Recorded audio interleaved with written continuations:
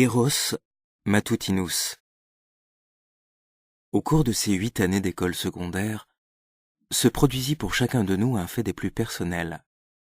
D'enfants de 10 ans, nous devînmes peu à peu des jeunes gens pubères de 16, 17, 18 ans, et la nature commença de réclamer ses droits.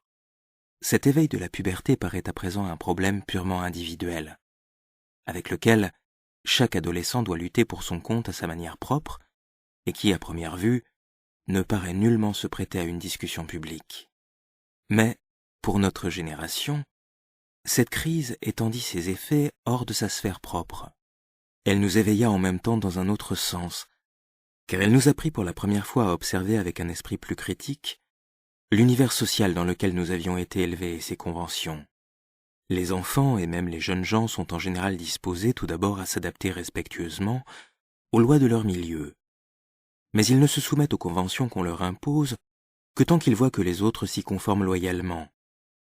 Une seule fausseté chez ses maîtres ou chez ses parents incite inévitablement le jeune homme à observer son entourage d'un regard soupçonneux et par là même plus aigu. Nous ne fûmes pas longs à découvrir que l'école, la famille et la morale publique, toutes ces autorités auxquelles nous avions accordé jusque-là notre confiance, se montraient singulièrement peu sincères sur ce point précis de la sexualité. Et même plus, qu'elles exigeaient de nous aussi en cette matière le secret et la dissimulation. Car on considérait ces choses autrement il y a 30 ou 40 ans que dans notre monde actuel. Il n'y a peut-être aucun domaine de la vie publique où, sous l'influence de toute une série de facteurs, l'émancipation de la femme, la psychanalyse de Freud, le culte du corps dans le sport, l'indépendance acquise par la jeunesse, se soit produite en l'espace d'une génération une transformation plus totale que dans les relations entre les sexes. Si l'on essaie de formuler la différence entre la morale bourgeoise du XIXe siècle, essentiellement victorienne, et les conceptions actuelles, plus libres et exemptes de préjugés, on se rapprochera peut-être le plus de la réalité en disant qu'un sentiment d'insécurité intérieure poussait cette époque à esquiver craintivement le problème de la sexualité. Des époques plus reculées, encore sincèrement religieuses, et en particulier les époques strictement puritaines, s'étaient rendu les choses plus faciles.